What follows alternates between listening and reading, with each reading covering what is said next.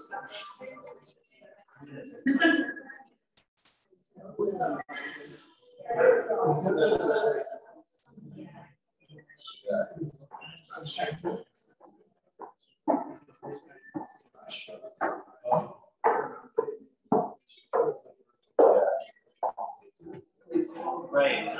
Good evening, everyone. It's wonderful to see all of you here this evening. I'm William Crow. I'm the director of Lehigh University Art Galleries and professor of practice in the Department of Art, Architecture, and Design. We're really delighted that you carved out some time for our Art and Dialogue program this evening. Art and Dialogue is a series of events that really aims to bring works of art and artists in conversation with other disciplines. So it's a really wide-ranging series. Looking out at this group, I know that some of you are majors in art, architecture, and design, but not all of you. And so I hope that all of you will really find different entry points into this evening's speaker, because we really have a treat lined up with the artist who's going to be speaking to us. Also, if you're not familiar with LUAG, Lehigh University Art Galleries, we hope that you will come see us often.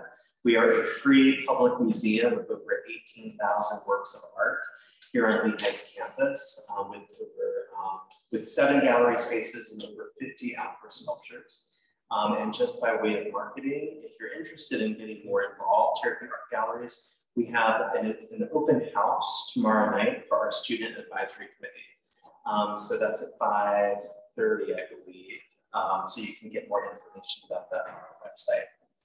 So with that, it's my great pleasure to introduce all of you to Professor Valenzuela San Martin. Some of you are students of Dr. San Martin, but just delighted that she is with us as a colleague in the Department of Art, Architecture, and Design. And she's going to be introducing our speaker. So Dr. San Martin.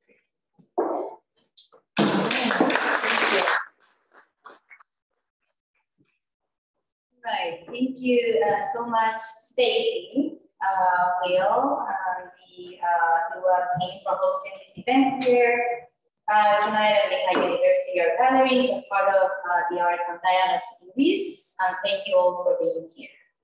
So this talk is part of my Latin American art course, in which we are looking at artistic practices and discourses formulated from the region since the independence period to the present, and through critical approaches of race, class, gender, migration, labor, language, and coloniality.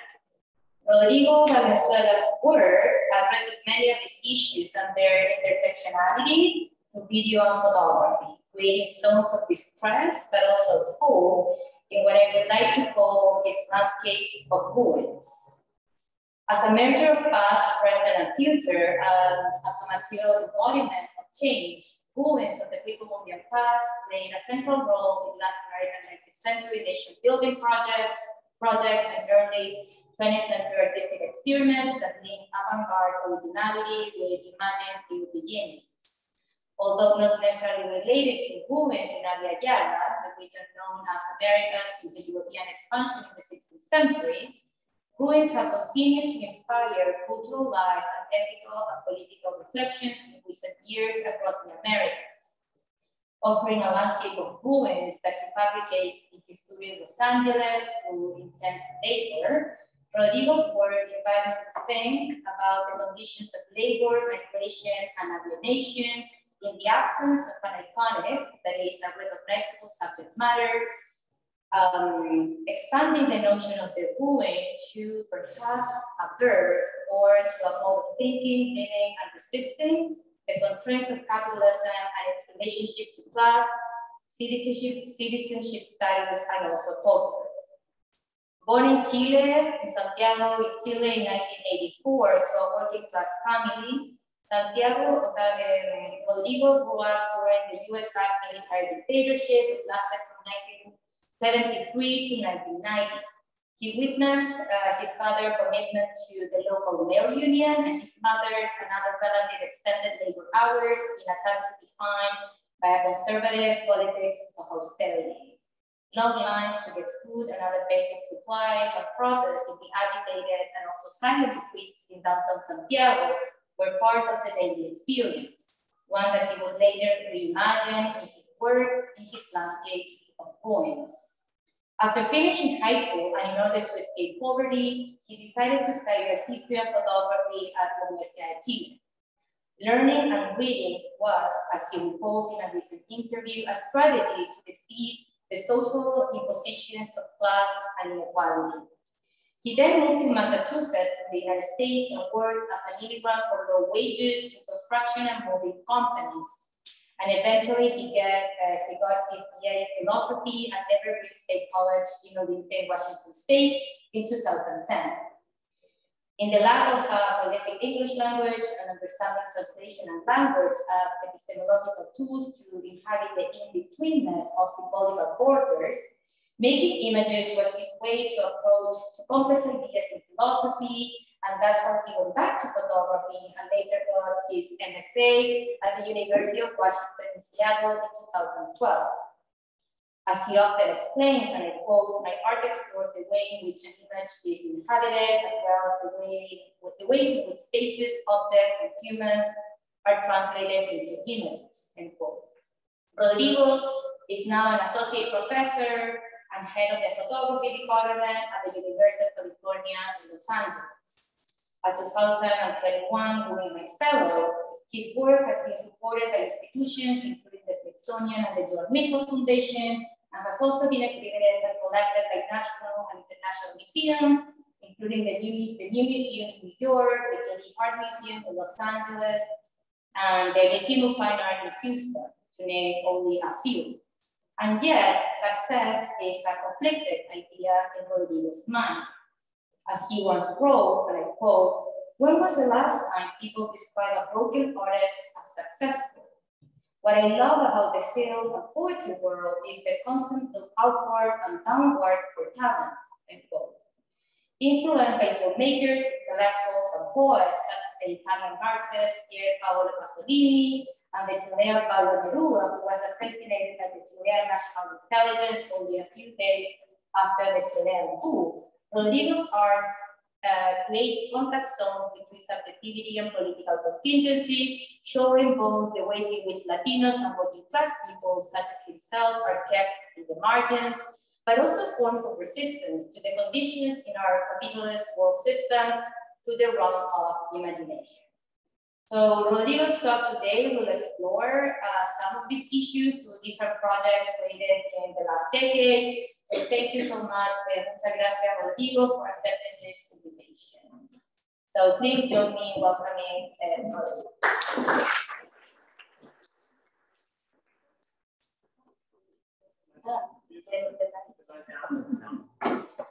Yeah, that's good. It's fine. So bright. Hi, thank you everyone for coming. I'm going to show you, I started as a filmmaker, so I'm going to show you only one film. And you have to trust me that that's pretty good. But this one is kind of the first piece I made thinking about art, but I think that would be art. So,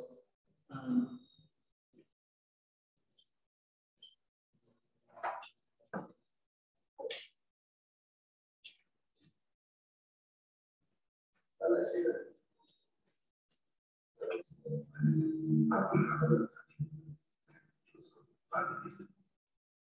Por decirlo, puedes estar hablando con él y el cliente salir usando. Entonces, así como, cuando uno llega a la frontera, ahí hay una especie como de hoteles, pero son casas de seguridad de los coyotes, donde reúnen a toda la gente que viene para pasar, que será un mínimo como de 80 personas, o sea, 100 personas, en un cuarto, más o menos. Ese espacio más o menos. Sabiendo uno ya no tiene que ver, tenemos que arreglar todo, comprar zapatos, comida. Entonces yo intenté 2 veces, una vez pasé. La primera vez me agarraron y pues ahí en San Isidro, al cruzar caminando a la frontera, ahí fue donde me agarraron a mí, que me iban a hacer unas preguntas, pero esas preguntas fueron como 5 días. no nos daban de comer, solo nos daban agua, no era suficiente, nos tiraban la comida, todo lo teníamos en la mochila. Ya veníamos, éramos 16, pero nos separamos y el amigo agarró a otros y nosotros nos escapamos. Así, corrimos porque ya nos venían siguiendo atrás y después el helicóptero nos quería llevar. Pero como ya agarraron a nosotros, que se quedaron allá, estancados allá, ahí se quedaron. Y fue donde ellos se detuvieron a ellos. La noche en el desierto está totalmente oscuro. De momentos apareció la luna y se veía claro el camino. Caminamos como 3 noches, partes en bicicleta, partes caminando. Cuando ya fueron a retirar por la noche para entrar un poco más bien sobre el peligro. Dormíamos en el suelo, en las piedras, en las camas, allá nos quedamos todo el día, ya cuando la tardecita llegamos, cuando ya caminamos de desierto. Más cabrón que pueda decir, contar unos así, no nos dejaron decir, todos traíamos nuestros garrafones de agua, pero ya como al segundo día ya nos traíamos. Caminé con 3 noches. Y un día todo en el camino miras huesos, miras ropa tirada, o cuerpos así que ya están como tumbas. Muchas cosas. Y en una de esas correteadas de la vida, digamos, vamos a decir, a veces se desaparta uno de la manada. que se pararon. Bueno, muy bien. Nada más que una muchacha se quedó en el camino, como que se cayó. Y yo la vi, palpé cómo se sacaban los calcetines, todas las uñas de sus pies estaban levantadas. Me da un poco de miedo, digo, yo estoy solo en este país, me iba a pasar algo y no tengo a nadie. Bueno, sí, la verdad, la verdad, uno que más pudieron ayudar, o es ella o es tú. Cruzamos por el desierto, llegamos a la orilla de la carretera ya en el El cliente que nos llevaban, nos tocó a otro señor que nos trajo a California. Es que cuando uno llega aquí por primera vez, uno llega aquí a lo desconocido. Es que. So I like to show that here it's kind of like so I have to skip the introduction, so tell you who I am and how I get here. But, what I did is when I finally went, I mean, it's totally happened to a lot of you guys, for example, me back and these things like, how can I speak about myself? How I can creatively speak about my experience. So I start, basically I start collecting interviews from other day laborers. When I moved here, I was a porter, worked in construction. What I did is I started interviewing all these people, and that's when I collage something that would look like my personal story.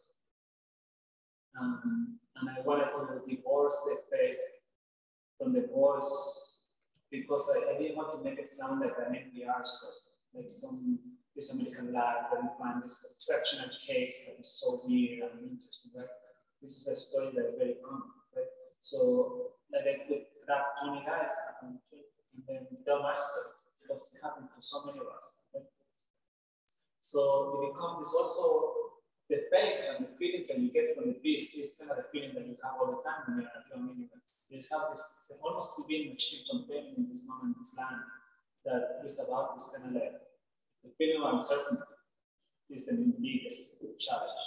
Right? It's not really about the political problems, the things, you know. It's like all the things that you see in the news is nothing in corporation with not knowing what's going to happen tomorrow.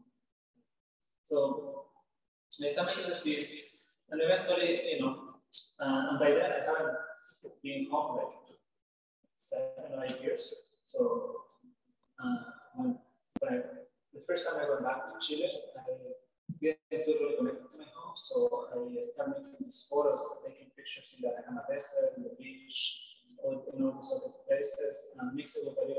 landscape from Western Washington when I was to live. I was making these places that it could be, because when I got home, after listening to these stories of people missing home, I'm like, oh, I miss home too, I want to see my family. And then it's just like, you know, that missing is not there. I don't miss home.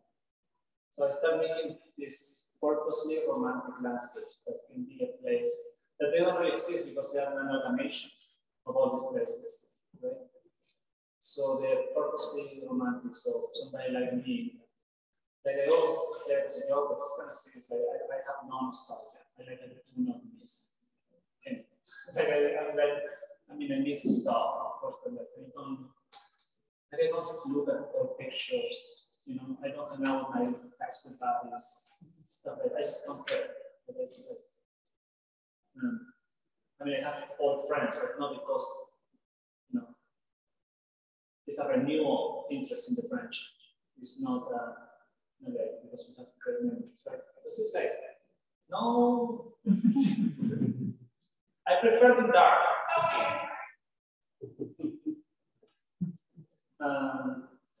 You know, for a long time I didn't have a study practice, so what is interesting is like I didn't know what to do, and because as Lorenzo said, I studied history and then I studied philosophy. Like I always wanted to be, like my dream, kind of putting like, to cover my ass a little bit was like I wanted to be smart. And I didn't want to have a career. I didn't know how a career would look like, but I really, really wanted to like just be really smart. So at least I could read books and then be happy with that, right? So a lot of times I could just make these projects and kind of performance experiment. This is when I was kind of like in US position, like undergrad projects. Like I still was working construction during that time, so a lot of time in the winter, in the summers and in the breaks and the weekends, I could go on to landscaping jobs, moving company jobs, landscapes and stuff like concrete jobs and stuff like that. Then I had this like residency where like I started thinking about how to make work from the inside for guys, right? So I started making this. I took elements that to me had some sort of resonance with my experience, right? So what I remember I had all this landscape, right? So I went to residency and I started making all these landscapes. To me, it's like okay. The American West, which is between this part of the necessity and a general, right? So, but how to me happen in new land? How it happens for me, new places is to progress. A lot of paper, right? So to me, photocopies are the material progress. It's how I became present in this one, right? Because America is just so random to describe something as like USA, America, right? When I moved here, I moved to Boston, then I moved to Seattle, then I moved to Houston, and then I moved to LA. That is like 4 different Americas, right? So like you just don't live in one place. You know, just like it's just the idea of moving here is more important than the actual city you live, right? It blows my mind when you encounter. I have done projects in all different towns. I travel a lot. I made a video in Omaha where all Latino kids in Omaha. It's like, you're not from here. You could have picked a better place. Like, there is no reason why you need to be in Omaha, Nebraska, like right now.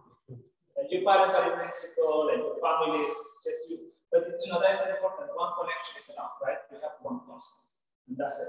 That's enough. A job, and that's enough to build your whole life around that thing.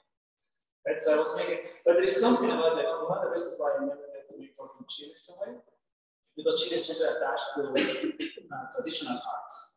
And I mean, what it means is that there is a hierarchy in like painting and sculpture and then whatever culture you want to make, right? And then you have to make reference to those European art in order to consider yourself a good artist, right? So if you make a paint and photo that wink at the map of the Medusa Jericho or some decomposition of the beat, then you are like really good artist, even if it doesn't mean anything, right? So I was like, these photos, I was really into them.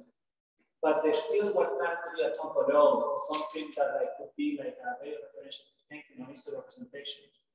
But something I learned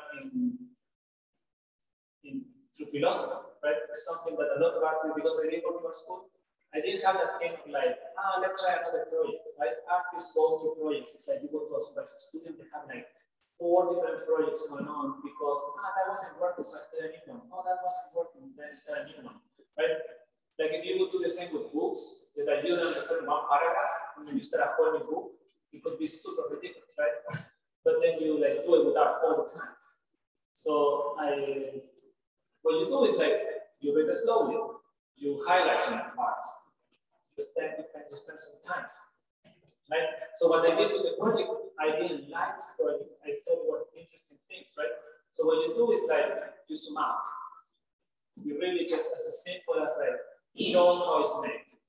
And then I figured out that was like a good way to think about the product, right? Just like take more distance, literally sometimes, right? So I started making all these things where I took the landscape, this time I destroyed it even more, I showed the production of the landscapes, and then I showed kind of like all these materials I was used to, the plants, the lights, the softwares, all the materials that I could like feel familiar with, and just like, and invite you to the process with the creation, right? A lot of the time when you're like, mostly when you grab bored, like, and probably most of you guys don't have pilots at that artist, so you try to make art and you don't really know who to talk about it with. And you're the only one that is kind of artsy of your friends, right? And then you just have to pretend that it's like, it's kind of like alienating, right? So you really have to enter this way to me, showing how images are made, but also a way to like think about me as a maker and me as a viewer at the same time, right?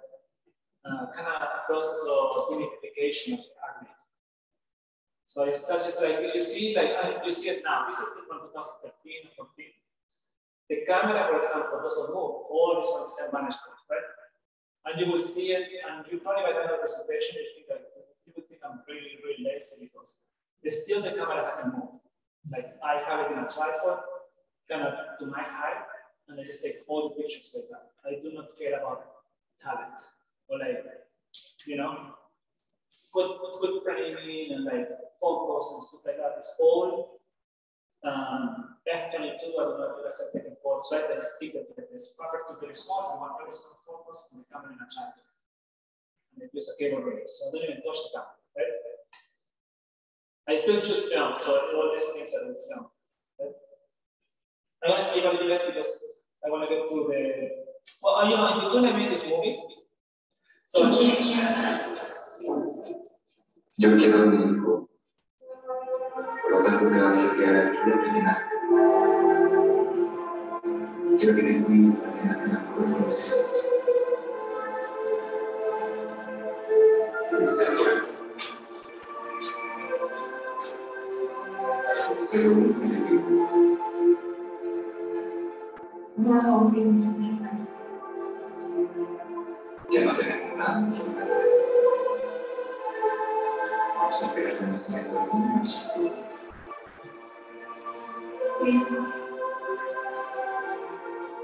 Entonces tendrás que ir.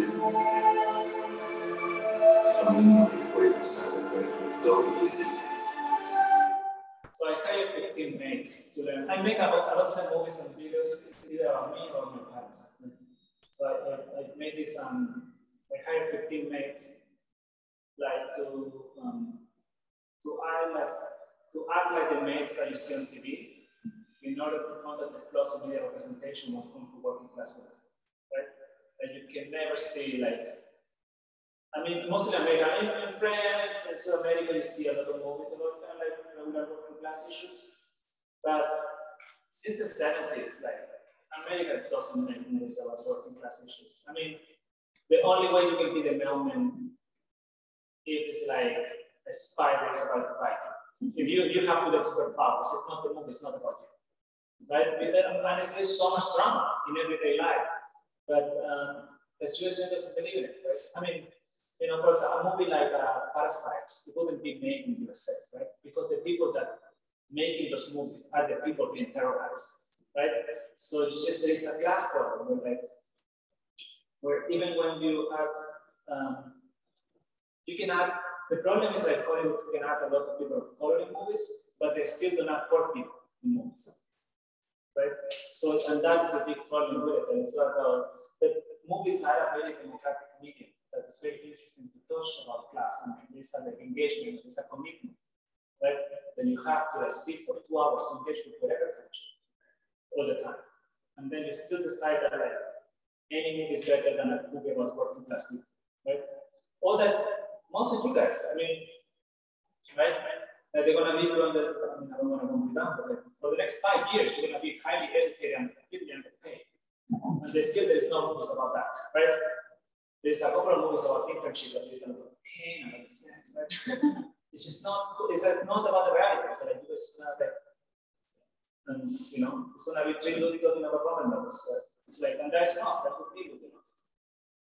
So, so I kind of like start thinking a lot more about movies and productions about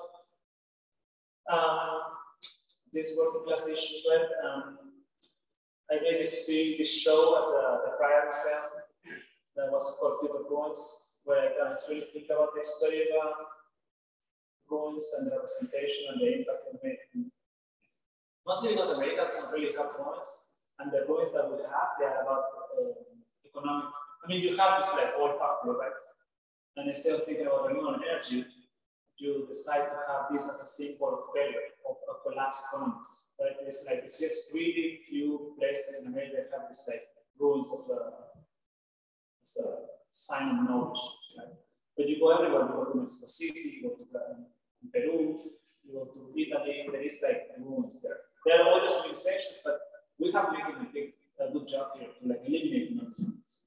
Just not making, and the same that happened with history, right? It's like, just eliminate any trace of history that like teaches something. So I'm not making this very work. But to me, it's like, I didn't want to make ruin porn, right? I didn't want to go to factories and take pictures of ruins. Because that is so easy. Like taking a picture of an empty building in sunset is just like the easiest picture you can take.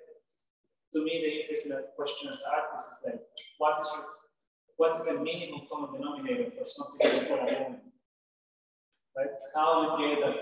Why we like the pain? Why we like the sadness? Right? Why do we all want to take pictures of an empty building? So it's like, what do you learn from that, right? And also how you take responsibility. That used to be somebody's work, that was a community hospital or something, right?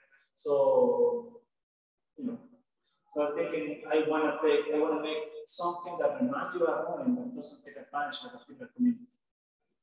And I started making this kind of very abstract one like this. And I made a Trisha's video of guys playing the. Now here's why you win. But this is 3 people. I follow the cleaning crew of at that time I was teaching at Rice University, and it's a big football town, so I was following the cleaning crew every night. So I was interested in like what is the aftermath of passion, right? Who meant it's like what are the people that show up after we were like, you know, to make a mess, right? I mean, always interesting in this like jobs that the only time you notice them is when they're not being done, right? So you can, a lot of the time, you assume that the basket, the trash is empty all the time. So I'm really like how things become present, how the labor become present. To me, it was like, and then I hired one of the guys from the clinic group to draw the strategies that they use to make the stadium more efficient. So I overlap it with some coach, so it sounds like the coach is talking about the game, but it's really somebody talking about the strategies to bring the stadium. Because the interesting thing about pep talks is like they're never about the game itself. It's like somebody telling people like, you need so very great life from this moment. This one's Jesus will help you. Here. Right. So in 2014, I moved here to Houston, and I was thinking about it. And before I lived in Boston, I lived in LA, so I have never seen this like Confederate monuments. And I was like, that's fucked up. And then I was like, oh, but we grew up with those things with the too. Like every square, every plaza is like called out with a conquistador, right? So it's like, oh, I guess it's cool. But I think about it, but also you think about like, you know, this is where like the liberal mentality is complicated, right? Because you can make a big protest about taking it down, but it's something like you never show up with an offer to like what to put instead. Right? It's like so complicated for anybody to think about like, okay, who you want? Who you want there? Right? And then the more you tell people, I will give you 20 starters. My idea plan would be not even talk about taking it down. It's just putting like 20 other monuments around the guy, so nobody can see that person, so that you can have like 20 heroes, right? But that is like a problem. Like you don't really can agree with 20. If you give them 30, they go crazy. You couldn't agree with anyone, right? So that is a problem to me. Like how the question, if you keep thinking about taking down, I just don't want to think about this guys, right? Mostly because it's like sometimes, let's say, because that part when you're a kid, they're just what you like, right? You don't understand politics. Until you get to college, you will get really involved in language, right? You just like, when you were a teenager, none of these things was important in life, right? But you could have been the first kiss by one of these Republican guys, right? So you best memories until you're 15 and just by the fruit of genealogy, right? It's just that you can have like, find 50 bucks by one racist guy in Vienna. And remember that day, right? So what it takes for something to be part of the collective consciousness. And I think that is a real question for an artist or somebody, for any moments. Like who deserves to be this marker in everybody's life? And I was thinking a lot about these animitas, these rosa authors in Chile. They're like for dead people that nobody knows. So I was thinking, oh, this is good because it's like they're present, but no one knows. There's no ego alone. It's just the act of knowing somebody. And sometimes they're in the middle of nowhere, right?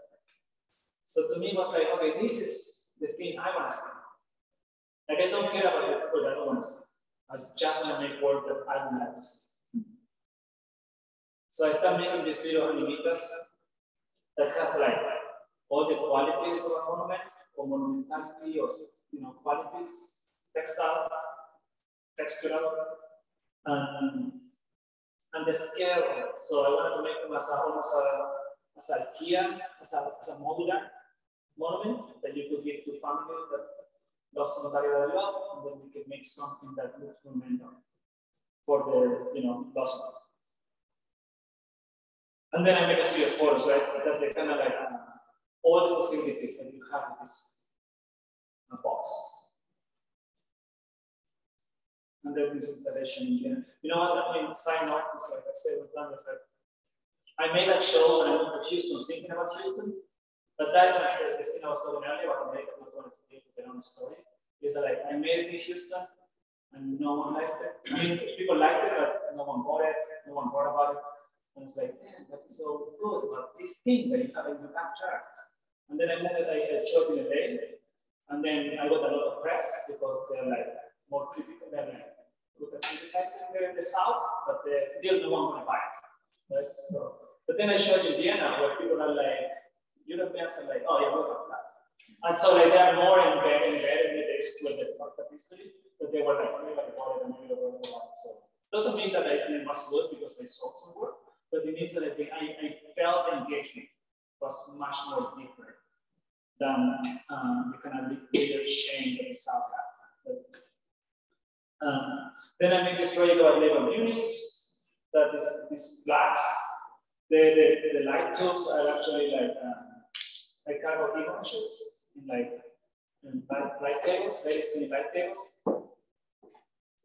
And then I made a video that is actually my version of Club Internet. That is, I hired 11 guys to play soccer. There is a video of them from my hand. I hired 11 guys to play soccer, to form a soccer team, and at the same time to try to form a Lego team. So how the video is weaved between half of soccer match and half of with Lego venue formation. And they really done it. It's really interesting to see how this agree. Something so natural. It's like, do you want to get paid?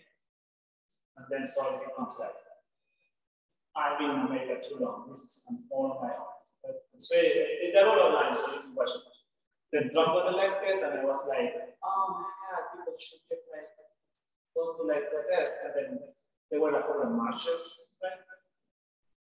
And that's, I guess, a little march, but I was like, you shouldn't buy stuff at the march to protest. You should not go to the credit card, with the credit card to the march. If you want to protest, do it in some sort of like anti-capitalist system, right? So I was like thinking, oh, maybe it's like America do not have a language for protest, right? I mean, I teach in university, but it's mind-blowing. Every single year blows my mind, but not every student is consistently protesting about student loans. It's fucking crazy. But like you all agree that like it's okay. And no one, because sometimes your parents save money, sometimes you just get a loan, some of you guys study law, and some study arts. It's all that is like that. It's not like in Chile would be a huge protest of like you all not get a free bus pass.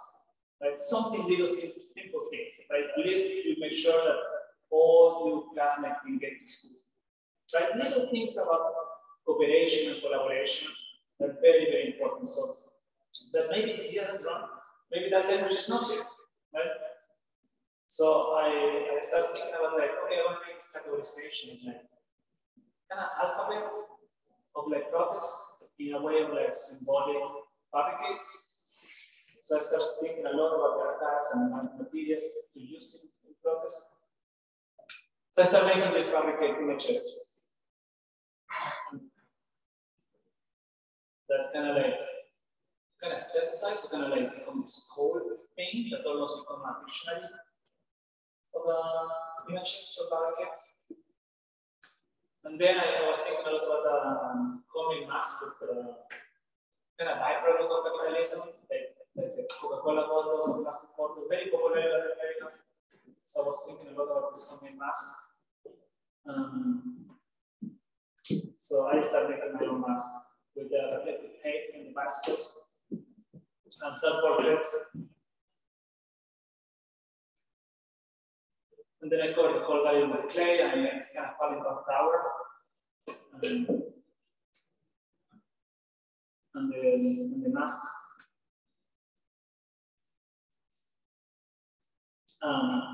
A museum invited me to do this show where they asked me to, they saw the Pride Museum, they wanted to show you the scaffoldings about ruins, and they were like, oh, will you take over the whole museum and do something like that? And I was like, okay, cool, but I will take over the whole museum in a different way.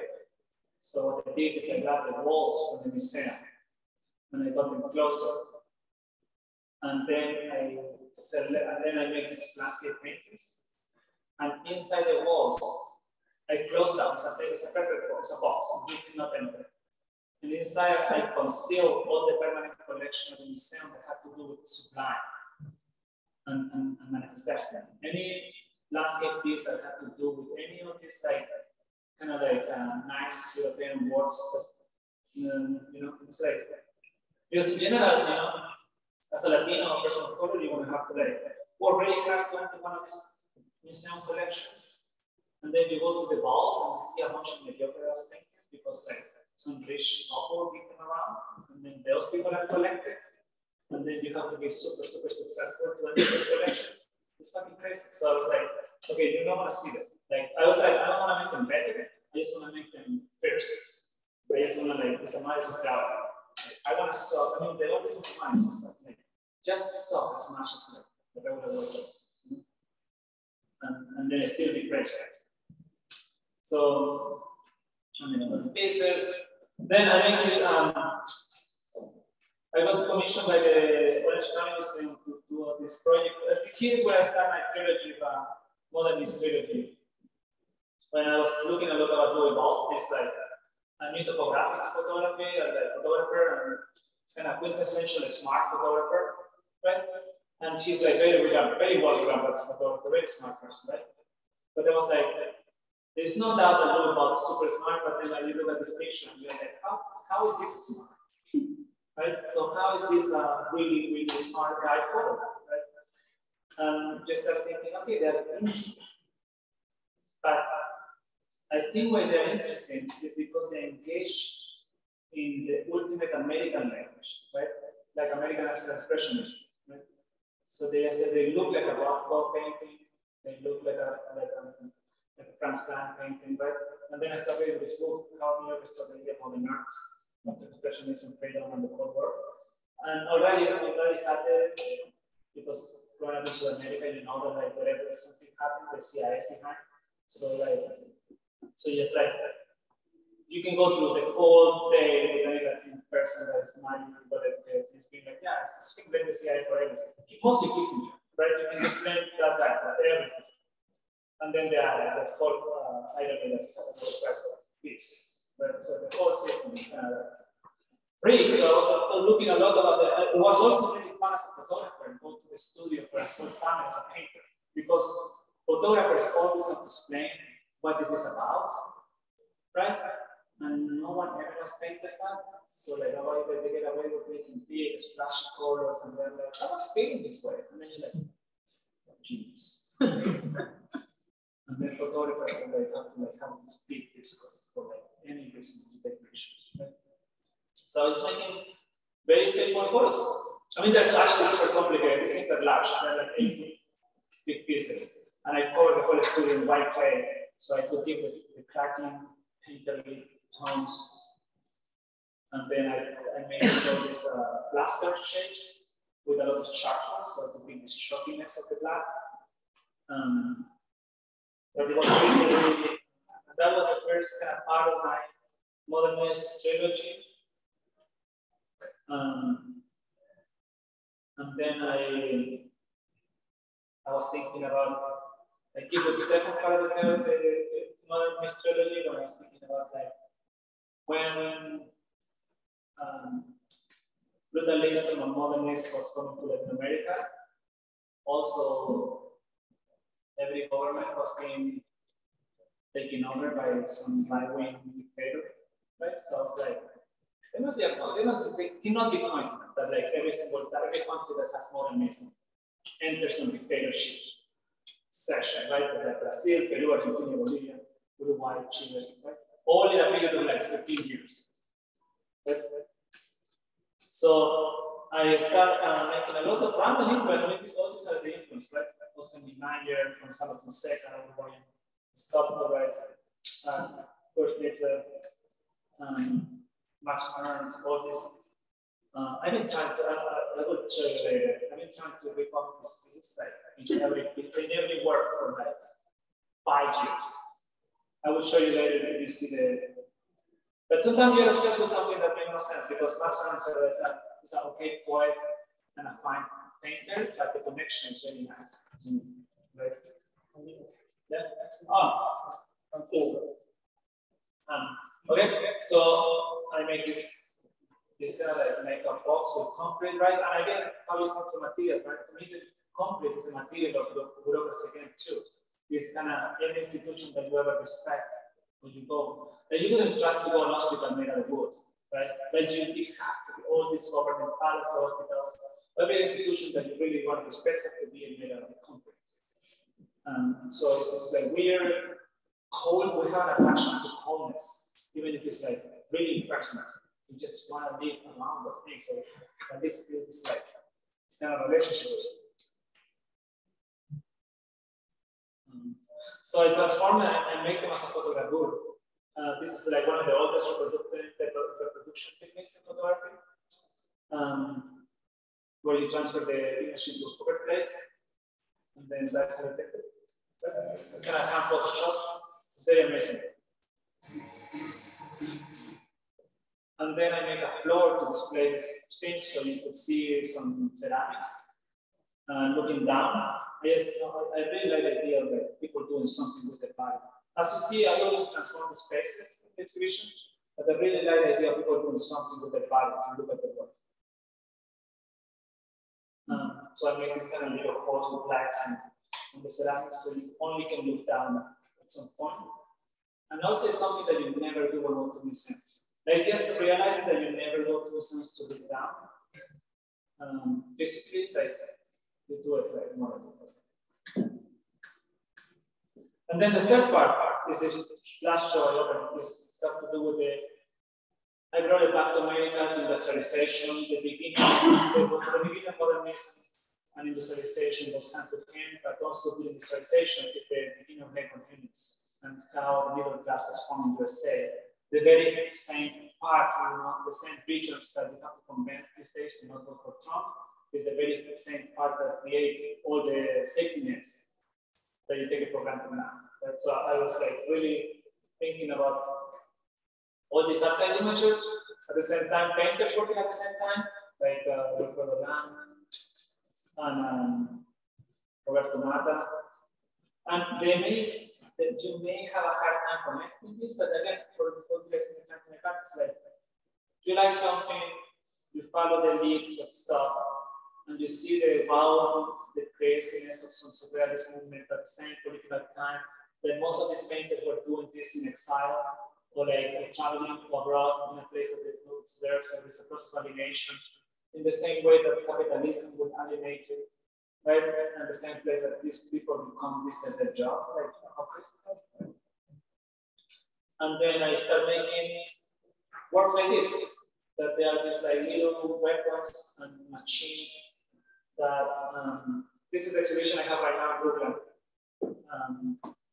What I build is structures and I make these fake paintings, so screen prints, a photo transfer to like screen prints.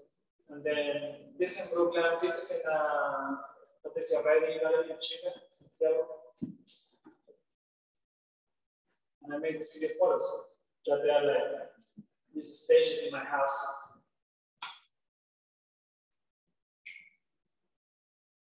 And I just a lot of the language of sci-fi to think about how this is the only place, movies and sci-fi, books, it's the only place where you can really imagine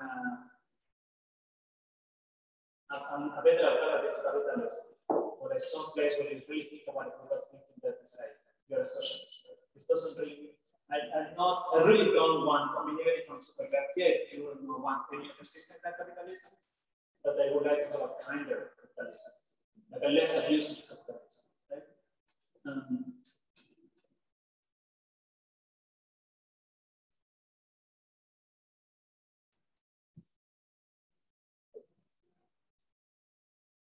So yeah, I know these weapons are screen printed onto like bank cards, those things that you use to ship into work.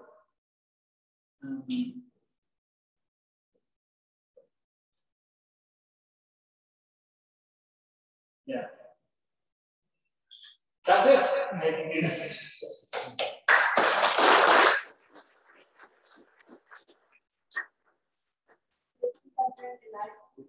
Yeah. Okay. Thank you so much, Rodrigo, for that wonderful presentation. Rodrigo and I have been talking about this work for a number of years now. So it would be wonderful maybe to have the students or faculty here asking you something. There's a lot of things and issues in your work that many times overlap. Yeah. Not only in terms of materials, but also in terms of ideologies and politics and different things, especially in the last image that you show us. So maybe one of the students that already look at Rodrigo's website. There's a lot of sports also in his work. That's how big the stage is. So that's your studio. Yeah, that is the scale. Like any question, who wants to do it first? Like as simple as you want. Yeah.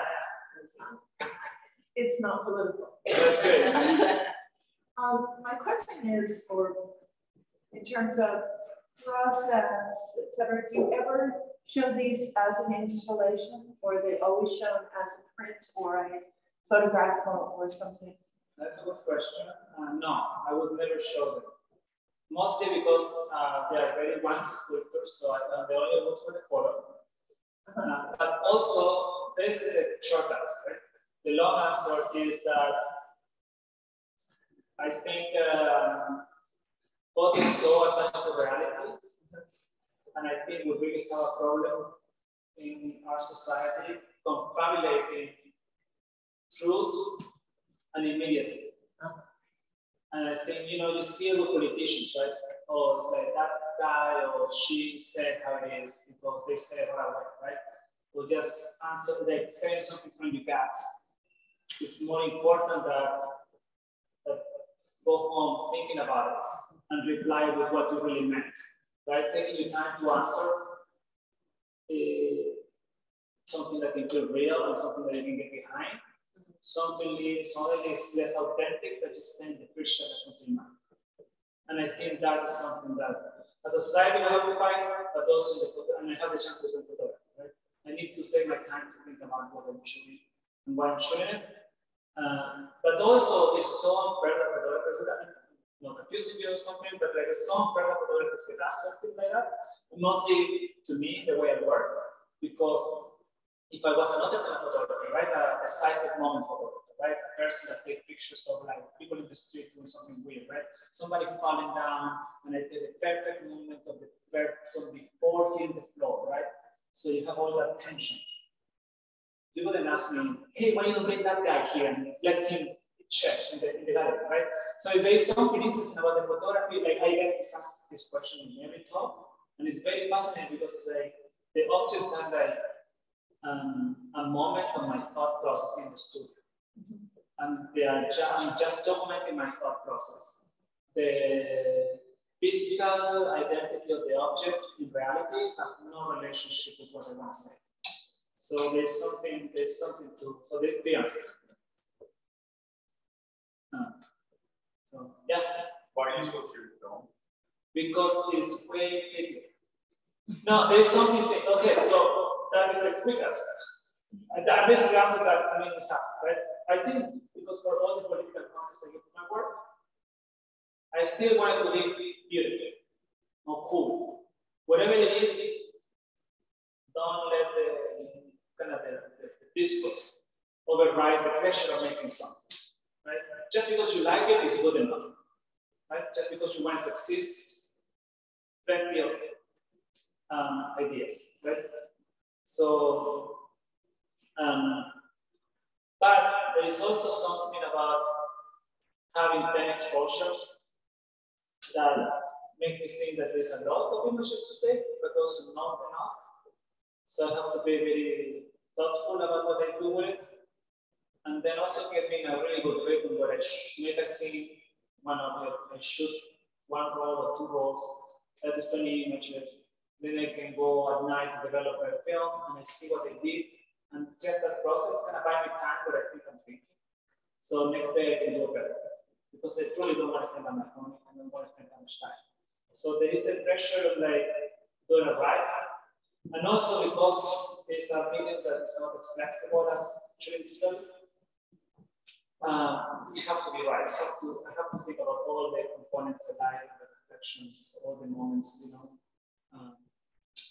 And as I said, I shoot with like the same exposure for like 10 years. So like I just shoot outside, the lighting and the conditions, you know, it's have to be okay.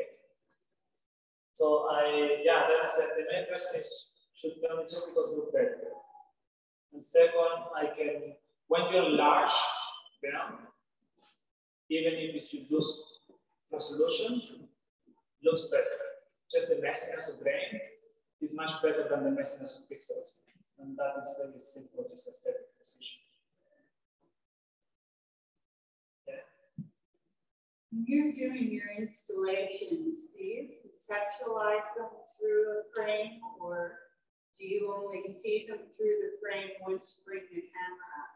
That's interesting. I mean, it's an interesting question because I do, because I didn't, I was a talented kid, I didn't went to art camp when I was children. I'm a viewer, primarily. Right? So I want to see a stuff that even if I cannot fully make it, I only make work that I think I haven't seen out there. Right? Or I think something that would be necessary, or something that can be interesting. Right? Like I don't want to be part of a trend or way or something. Right?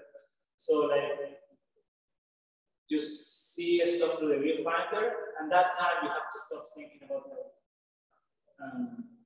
you have to think like, is this good enough to shoot? Is this, and that is a simple question, but you have moments to rethink that, right? Because when you go to the set and move something, you're really thinking as a maker, right? You're really thinking as like, okay, this has to hold and it cannot be halted. So you're thinking about how to hold. Basically, how can this arm help there? And then, okay, how the light is used, right? And then you're like, only thinking about that, and not thinking about the art, right? You're thinking about this idea that you get, and it's not necessarily the discourse manifests. And then you have the time when you walk back to the camera, when you kind of, for like a second, you forget about the object. And then you're just walking back to the camera, trying to make a photo, right? And then so you have that time to like change your mind about something, but you go to the refine it. And then the thing becomes a piece of work that is almost not yours, right? You're like, would I go to see this stuff? Would I like it? Right? I mean, it's a fair question for everyone. It's like the way you act, would you be your own friend? You know, like, would you like how you act? Would you want, you know, your friends to hang out with this guy? Right? It's like, and I think it's a very fair question to the ask. It's like, do I want to like? Do I want to make it? Not just like on my own capacities. It's like, is this good? It's beautiful. It seems. And that's that the walking back from the object to the camera allows you to think about those stuff. I think that's enough. And if you like, it can be, but also it's the question also is not for you, is the best art you can make ever. It's the best art you can make today. That's enough, right? This is the best thing I can do to make today. And take a picture and then just go home, and tomorrow you can make a better one. And then next year it's going to be way better. And in 10 more years it's going to be way better, but you can wait. You know? So that is kind of the rationale. I was thinking, so going back to the ruins and to photography's relationship to ruins, right? Yeah. Photography is that thing that shows us something that happened in the past, is that ruin by its time, but you are thinking about the ruin also in relationship to the future. So it seems to me that you are thinking about photography not only as this has been, but this could be. Yeah. And then the ruin, because thinking about like this unseen moment in history that, you know, labor that is not seen in official histories, and you are making visible through ruins in that photography that is actually showing something about the future that is not in, is in the past. So in that sense, the ruins of photography are connected to kind of impossible science fiction. That is such a story. You just want to just like anybody that is tired now really enjoy that one. You know what the best title on a Chris Marker autobiography is called Memories from the Future. And I really love that. And like I think thinking about the speculative ideas and fiction, like fictional futures. And I like that. I think I go, you know, for example, speculative autobiography. I really like the idea of speculative autobiography. Right? So it's like all these possibilities of things I could have been, and things I would like to be, but they're not like in the daydream. It's just kind of like little things that you could have touched.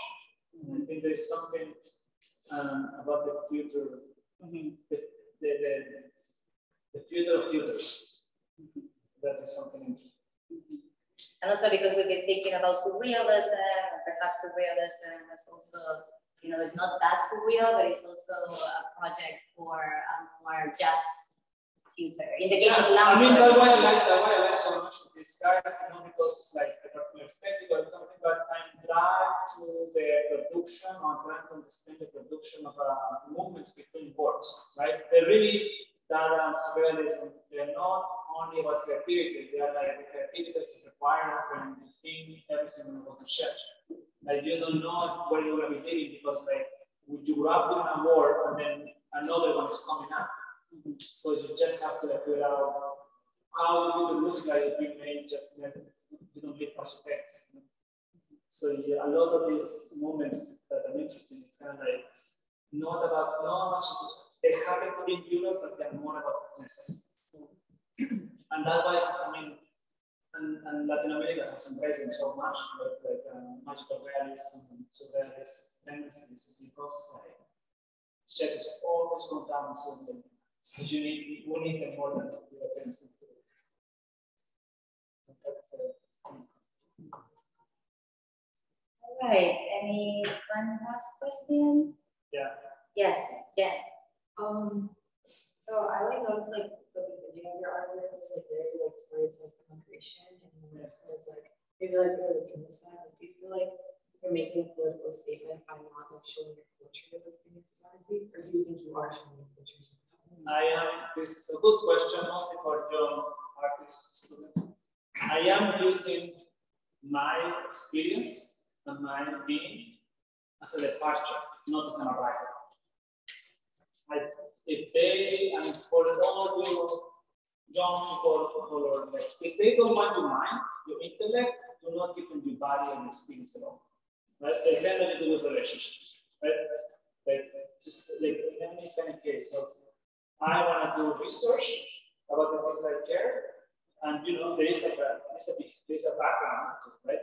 Like I grew up in a country that is run by under the styles or tendencies of American neoliberalism, and they tried every possible economic model in Chile, and it was heavily influenced by imperialist forces.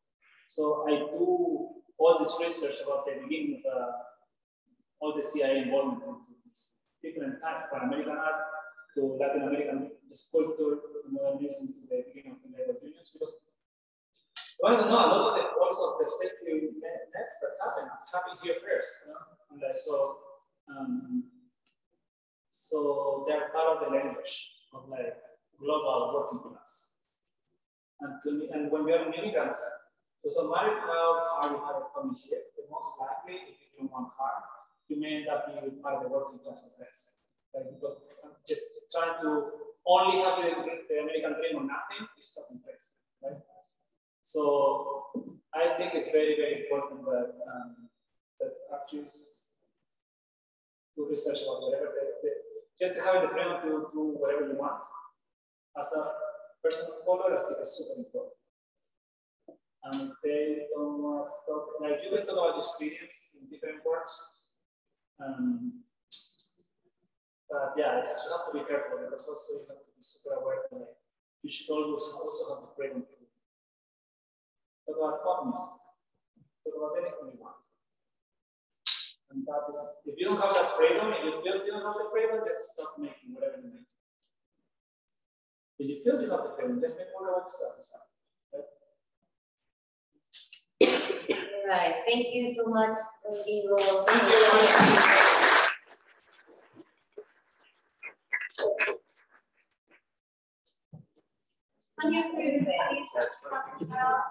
Please help yourself to food or take some to go. But there was not a right?